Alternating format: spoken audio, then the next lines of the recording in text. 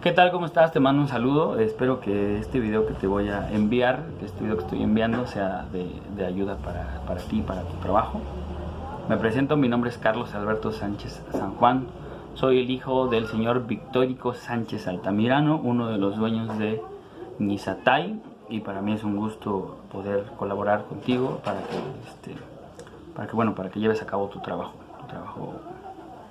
de la escuela. Y pues aquí estamos y vamos a iniciar con lo que es la historia de lo que en estos momentos llega a ser Nisatay, y iniciamos entonces con el relato.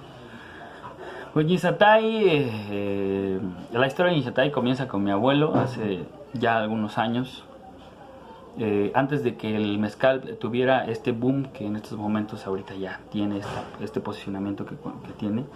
El mezcal se hacía antes por el asunto cultural, por el asunto de costumbre, por un asunto meramente de compadrazgo, de amistad. La gente antes producía mezcal para eventos sociales de los amigos, de los compadres, y no era tanto por un asunto de venta ni por un asunto de comercio. Entonces mi abuelo era un hombre, mi abuelo se llamaba Faustino Sánchez Martínez, se llamaba porque desafortunadamente en el 2009 él fallece. Entonces mi abuelo se dedicó muchísimos años a la carnicería, mi abuelo fue carnicero, pero también como la mayoría de la gente de las comunidades de los pueblos también se dedicaba y podía hacer mezcal, porque pues se juntaba con los amigos, se juntaba con los compadres y fabricaban en algunas ocasiones algunos pequeños lotes para como te comento, el asunto de asuntos sociales, por convivencia, sí, meramente convivencia. Entonces, en los tiempos que mi abuelo tenía libre, o en los tiempos que él pues no se dedicaba a la carnicería, también se dedicaba a la elaboración de mezcal. Realmente ahí es donde empieza la historia de lo que ahorita es la empresa Nisatay. Mi abuelo, entonces te digo que hacía mezcal, pero fueron pasando los años, pero mi abuelo también tenía un sueño, que era que algún día alguien llegara a adquirirle su mezcal, y que su mezcal pudiera llegar hasta otros países, ¿no? A otros lugares de este mundo. También mi abuelo era muy soñador y le gustaba pensar de esta manera romántica, ¿no? en lo que era su mezcal. Mi abuelo evidentemente tenía sus recetas, tenía sus formas de hacerlo, recetas y formas que les heredó afortunadamente a mi padre y a mis tíos. Y bueno, en determinado momento pues esto fue creciendo, ¿no? Hace aproximadamente, ¿qué serán? Como 9, 10 años, a tu casa, ahí a la comunidad de San Baltasar Chicapan, llega un hombre llamado Jonathan Barbieri en busca de mezcal. Coincide con la casa, llega a platicar con mi abuelo. Mi abuelo siempre fue una persona muy acomodada, muy atenta con la gente. Lo invita a pasar, se ponen a platicar. Este chico llamado, bueno, este caballero llamado Jonathan Barbieri es un americano, un estadounidense, que pues estaba en busca de mezcal, ¿no? Llega entonces, habla con mi abuelo, prueba el mezcal de mi abuelo y afortunadamente le gusta. Este hombre pasa a ser parte importante de lo que es la historia de la fábrica, porque con él empezamos a crecer, y ya nos sumergimos un poco más al asunto del comercio del mezcal, porque pues como te digo antes, el asunto de hacer mezcal era para asuntos de la familia. O sea, mi abuelo fabricaba mezcalito porque su compadre o la sobrina de mi compadre o su compadre, no sé qué onda, o sea, iba a hacer su bautizo, y o sea, para eso fabricaban realmente el mezcal, no tanto para venta. Y no sé si alguna vez te tocó a ti escuchar hace algunos ayeres que decían que el mezcal era una bebida para albañiles o algo así, era muy menospreciada. Entonces poco a poco fue agarrando auge, y eso es como el tiempo le hizo justicia entonces a lo que es el mezcal. Entonces este hombre llamado Jonathan Barbieri, que es un artista plástico estadounidense, llega a la casa, le gusta el mezcal y empieza a ir de manera más seguida a la casa de mi abuelo, a San Baltasar Chicapan. Y en ese entonces, cuando hace 9, 10 años, pues mi abuelo ya contaba con una pequeña fabriquita de mezcal, que era un equipo de destilación con una tina nada más, y esa tina fermentación era de 1600 litros, era una tina grande, entonces realmente era una fábrica muy pequeñita, muy pequeñita. Entonces estoy diciendo, se me está acabando la batería. Realmente era una fábrica muy pequeña, contaba con un equipo de destilación y una tina de fermentación. Era algo muy pequeñito. Entonces a Jonathan Barbieri le gusta el mezcal de mi abuelo, platica con él. Mi abuelo platica con mis tíos y con mi padre. Les plantea Jonathan un negocio que es que nosotros le vendamos el líquido a él, y él se encarga de poner una marca y de exportar el líquido, ¿no? Entonces te digo que se vuelve una parte muy importante, porque a raíz de este convenio que se hace con Jonathan Barbieri, nosotros empezamos a crecer a la par de Jonathan, o sea, juntos empezamos a crecer juntos, Jonathan Barbieri y la empresa Anheuser-Busch. Ahí es donde pues mis tíos y mi papá se ven en la necesidad de crear una empresa o una sociedad de producción rural de responsabilidad limitada, y así es como surge el concepto de Anheuser-Busch. Entonces se crea Anheuser-Busch y se hace un convenio con Jonathan Barbieri para empezar a exportar, para empezar a vender mezcal. Ese convenio se dio exactamente donde el mezcal empieza a tener su boom, y te digo, fue una parte muy importante del crecimiento que ahorita pues hemos obtenido. Fue una colaboración que marcó un antes y un después, y que nos benefició a ambas partes, evidentemente. La empresa a partir de ahí empieza a fabricarle entonces mezcal a Jonathan Barbieri, y Jonathan Barbieri crea una marca que se llama Pierre de Almas. Nosotros empezamos a crecer con ellos. Pasan 4 o 5 años más o menos, y pues bueno, empezamos a cambiar de objetivos. Cada quien empezó a cambiar de ideal, de objetivos, y pues se decide que se corte la relación de trabajo con Jonathan Barbieri, y cada quien empieza a agarrar como su rumbo, ¿no? Todo bien, todo sigue marchando, nosotros seguimos creciendo, seguimos trabajando. Jonathan Barbieri pues se va a trabajar con otro productor, afortunadamente le va bien también, sigue vendiendo su producto. Nosotros seguimos trabajando, y gracias a varias situaciones de la vida, pues bueno, personas llegan a la casa y empezaron a conocer el producto de mis tíos, de mi papá, y el tipo de trabajo que se hace, el tipo de mezcal que se hace ahí en Anheuser-Busch, y empieza a crecer, y empezamos a trabajar con varias marcas, no nada más con Pierre de Almas. Después de haber trabajado Pierre de Almas, empezamos a trabajar también con otra marca de otro chico que es mexicano, pero que viene de Estados Unidos igual, que está muy interesado en trabajar con nosotros. Entonces pone su marca y nosotros igual le vendemos el producto. La relación con esta marca duró aproximadamente casi 2 años. Y pues bueno, esa marca se llama Salvación, y se empieza a trabajar con él, ¿no? Se empieza a trabajar y empezamos a crecer. Seguimos creciendo, y afortunadamente nos va yendo cada día mejor. Y bueno, y no nada más trabajamos con esas marcas, también trabajamos con otra marca que se llama Machetazo, con otra marca que se llama Punta de Aguaje, con otra marca que se llama Poco a Poco,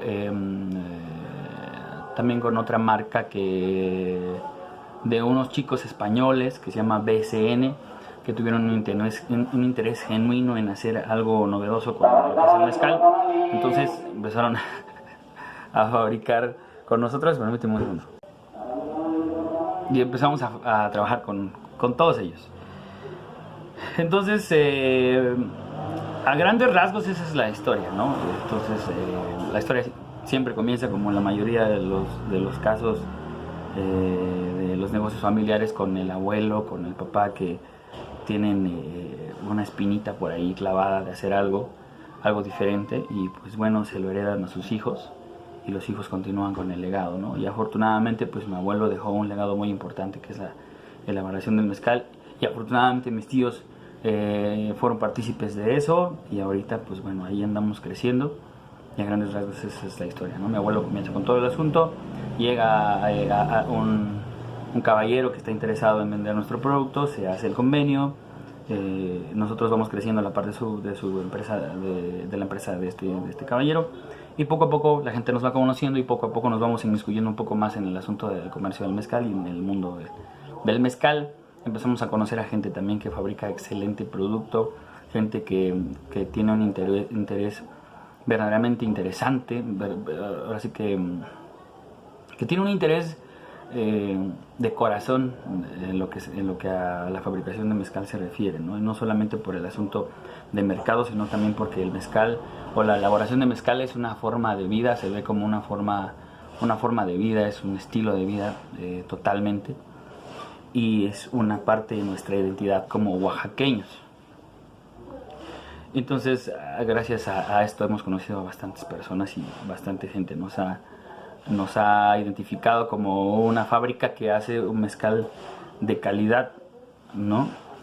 Entonces, esa es la historia de Ñizatay. Se crea entonces la Sociedad de Producción Rural, la SPR de RL, que pasamos a ser nosotros, Ñizatay. Entonces así empezamos a trabajar con varias marcas. Y los dueños de Ñizatay son el señor Victórico Sánchez Altamirano, que es mi padre, el señor Javier Alfonso Sánchez Altamirano, el señor Víctor Jesús Sánchez Altamirano y el señor Miguel Sánchez Altamirano. Ellos son dueños de la marca Ñizatay, de la empresa Ñizatay, de la fábrica de mezcal Ñizatay. Bueno, esa es la historia. Ahora nos vamos al asunto de la producción. Todo el show de la producción comienza desde el momento en que tú eliges la varietal de maguey a trabajar, a fabricar. La varietal de maguey que vas a utilizar para fabricar tu mezcal. Lo que nosotros más fabricamos es variedad espadín. Entonces, el tiempo de vida o de maduración de un espadín varía de 5 a 8 años más o menos. Se empiezan a seleccionar los agaves que ya están maduros y ya están en una etapa idónea para ser utilizados para la fabricación de mezcal. Se hace el corte y después del corte pues se procede al pesado, porque es muy importante también el asunto del pesado del maguey. Hay que calcular más o menos cuántos kilos de maguey nos sirven para un litro de mezcal, entonces hay que estar apuntando todos los datos siempre. Nosotros contamos con un horno de 13 toneladas para hacer nuestra cocción, y ese horno, pues bueno, el que utilizamos nosotros es un horno cónico en tierra, es un horno cónico en tierra, un horno de forma cónica en la tierra. Entonces cuando vamos a hornear, lo que hacemos es acomodar algunos leños en la parte central de lo que es el horno, porque esos leños van a servir obviamente para la cocción. Entonces, lo que hacemos es, dependiendo también de la cantidad, por ejemplo, son 13 toneladas las que regularmente horneamos, entonces se pone una gran cantidad de leños. Y lo que se hace después de acomodar los leños es empezar a echarles piedra sobre los leños, ¿no? ¿Qué es lo que va a hacer la piedra? Pues bueno, la piedra va a dirigir el calor de una forma más uniforme hacia los magueyes. Entonces se cubren los leños de piedras, y se le hace un pequeño huequito en la parte superior, o sea, la leña se acomoda así en forma cónica igual, y se les echan las piedras y las piedras quedan así tapando todos los leños. Se les echa un poco de metanol, que es lo que también se obtiene de la destilación del agave, y se le prende fuego, ¿no? Entonces, para que las piedras se calienten tarda aproximadamente, que serán 1 hora, 1 hora y media, 2 horas, para que ya todas las piedras obtengan su calor uniforme.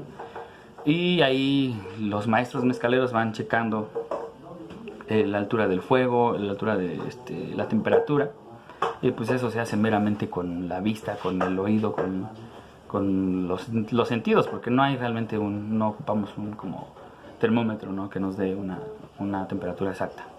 Simplemente ya los maestros mezcaleros, aquellos que ya tienen como el conocimiento ya por experiencia o heredado de los viejos productores de mezcal, van calculando la temperatura, y ya es cuando dicen, ¿sabes qué? Vamos a echarlo ya. Entonces cuando ya se ha Se ha calculado la temperatura, ya le echamos, empezamos a vaciarle acomodar las piñas de agave, que por lo regular las partimos en 2 o en 4. Entonces vamos acomodándolo de tal forma que hasta el final pues ya queda como una pequeña montañita de este tamaño, como una montañita que hay que tapar que tapamos con petates, con lonas o con costales, ¿no? Entonces ya acomodamos lo que es el maguey, los tapamos, cubrimos el maguey con costales, con lonas, y sobre esas lonas les vamos a echar tierra. Es como si horneáramos una barbacoa, pues, pero con maguey. Entonces empezamos a echarle la tierra y el tiempo de cocción varía muchísimo, ahí va a depender bastante. Bueno, entonces el tiempo de cocción varía muchísimo, va a variar también y va a depender mucho de la temperatura ambiente, de cómo se encuentre el día, de cómo esté el clima. Pero por lo regular, cuando todo está bien y cuando hace calor y cuando toda la naturaleza nos favorece, el tiempo de cocción varía entre 2 a 3 días. Por lo regular nosotros horneamos sábado y destapamos el sábado, domingo, el lunes por la tarde, o puede ser el martes por la mañana. Entonces varía mucho, pero por lo regular son de 2 a 3 días los que se quedan el maguey dentro del horno y tapado. Cuando hace frío, cuando hay un clima muy húmedo, puede tardarse incluso hasta una semana. Ya que hemos checado que el maguey ya está en su punto, pues bueno, ahora lo que hacemos es destapar el horno y trasladar el maguey a la zona de enfriamiento. Como checamos que esté ya el maguey en su punto, pues bueno, en la parte superior de este montículo que queda, se abre un pequeño huequito, se arranca un pedacito de maguey, se prueba, se ve, se analiza el color y ya pues ya se elige a ver si está en su punto, su cocción, y cuando ya está, ya nos dimos cuenta que ya está bien cocido, pues lo trasladamos a lo que es el área de enfriamiento. En el área de enfriamiento se quedan aproximadamente un día, 24 horas. Y después de haberlo dejado enfriar, lo que nosotros hacemos es empezar a triturarlo, pero no podemos echar evidentemente las piñas de maguey directamente, sino que lo que hacemos es ir partiéndolas en trozos pequeños, porque nosotros trituramos con este famosísimo molino de piedra chileno, que es esta circunferencia que cuenta con una piedra jalada por una mula. Entonces esta piedra va triturando el maguey, lo va triturando hasta que queda. Y lo que hacemos después del asunto del triturado es trasladarlo a las tinas de fermentación. En las tinas de fermentación estarán más o menos, también dependiendo mucho, es que este asunto de la fabricación de mezcal depende muchísimo de cómo se encuentre el clima, de cómo esté el clima, ¿no? Siempre nos favorece a nosotros un clima caluroso, siempre, por el asunto de la fermentación. Lo que hacemos después de molerlo es trasladarlo a las tinas entonces de fermentación. Se le calcula, no se llenan por completo, porque se les echa agua. ¿Por qué se les echa agua? Porque el agua va a ayudar el agua lo que hace es ayudar a las levaduras a que conviertan el azúcar en alcohol. Entonces lo que hacemos aquí es llevar el triturado a las tinas de fermentación. En ese instante, ya que le hemos calculado la cantidad de maguey triturado a las tinas, pues ya se les echa un poco de agua. ¿Por qué? Para que empiecen a trabajar las levaduras. ¿Cómo nos damos cuenta que las levaduras ya están trabajando? Bueno, pues te acercas a la tina, la escuchas, y si hay un burbujeo constante, un burbujeo notorio, es que las tinas ya están empezando a trabajar. Ese burbujeo son las levaduras que están convirtiendo el azúcar en alcohol. Entonces, ya que detectamos que el burbujeo es constante, que es uniforme, completamos la tina de agua, ¿no? Y ahora, ¿cuánto tiempo se tarda más o menos una tina en fermentar? también depende mucho, como ya te lo digo, pero por lo regular son de 3 a 5 días, de 3 a 5 días, cuando todo está bien, cuando el clima está perfecto para la fermentación. Hay tinas que nos han tardado aproximadamente 20 días para que tomen su punto, para que lleguen a su punto de fermentación adecuado. Y esto se debe también a muchos factores, pero uno de los principales es que está muy húmedo o que hace mucho frío, ¿no? Entonces eso no ayuda mucho a la fermentación. ¿Y cómo nos damos cuenta que ya la tina ya está? Pues bueno, como te comenté hace rato, todo este asunto es meramente, ¿cómo te digo? ¿Cómo te explico? Pues todo lo hacemos con la vista, con el oído, con el sabor, con el tacto. Y cuando te das cuenta de que una tina ya está, pues bueno, lo que haces es acercarte de nuevo y escuchar si sigue fermentando. Y si las burbujas o el burbujeo es apenas perceptible, pues quiere decir que ya no hay azúcar que se esté convirtiendo en alcohol realmente. Entonces también procedes a probarla, y el tepache, lo que resulta de la fermentación, pues tiene que estar amargo.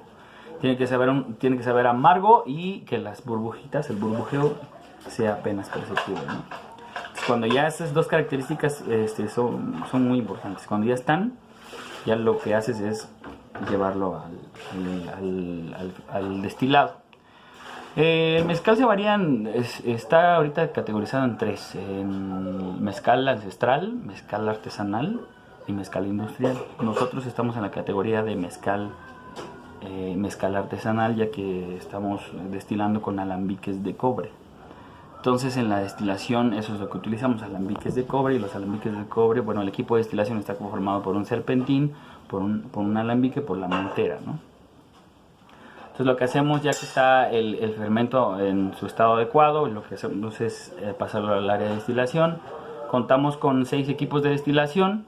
Entonces por lo regular nosotros vaciamos 20, 40, 60 litros de tepache al equipo de destilación, con una carretilla y media del material sólido, que es el bagazo, que es la piña triturada. Entonces vaciamos eso al equipo de destilación, a la olla de destilación. Ya lo que hacemos después es taparlo, sellarlo y esperar a que caiga la primera gota de líquido, porque todavía no es mezcal. Nosotros lo que hacemos es un bidestilado, siempre destilamos 2 veces, ¿no? Para que el alcohol sea más puro y que tenga unas características mucho más acentuadas en cuestiones de sabor, en cuestiones de olor. Lo que nos queda ahora después en el destilado, pues es esperar a que caiga la primera gota.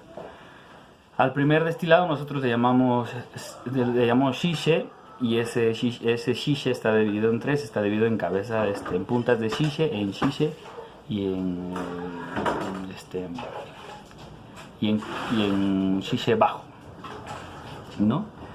Y ya que se ha separado todo el líquido en estas partes, en shishe alto, en shishe y en shishe bajo, lo que se hace después es redestilar estos componentes, pero por separado. Lo que hacemos es destilar la punta de shishe por separado, y lo que es el shishe por separado, y el shishe bajo por separado. Todo por separado, porque lo que queremos hacer es llevar un control mucho más adecuado del sabor, mucho más adecuado de los olores, y que sea con una calidad pues premium realmente. Todo lo que se hace en la fábrica es totalmente artesanal. No se utilizan máquinas, e incluso para el envasado no utilizamos como una envasadora así súper profesional. La envasadora es totalmente manual, con filtros, con llaves manuales que se abren y se cierran. Entonces ya en el segundo destilado es lo que se hace, entonces separar lo que es la punta de shishe, el shishe, y separar el shishe bajo. Y entonces, ya que se ha redestilado, es ahí donde ya se le puede llamar mezcal. Y ya cuando se ha redestilado en la segunda destilación, pues bueno, también se divide entonces en el segundo destilado, ya lo que se hace cuando ya cae la primera gota ahora en el segundo destilado es separar lo que es el el metanol, porque lo primero que cae es el alcohol más alto. Entonces, lo que es el Consejo Regulador del Mezcal tiene algunos parámetros que nosotros como fabricantes de mezcal tenemos que seguir. Y uno de los más importantes es no pasar de las 300 unidades en cuestiones de metanol. Entonces, lo que hacemos nosotros es, lo primero que va cayendo en la segunda destilación lo separamos, que son aproximadamente de 3 a 5 litros los que tenemos que separar, porque es lo primero que cae es lo que contiene más metanol. Entonces eso hay que separarlo.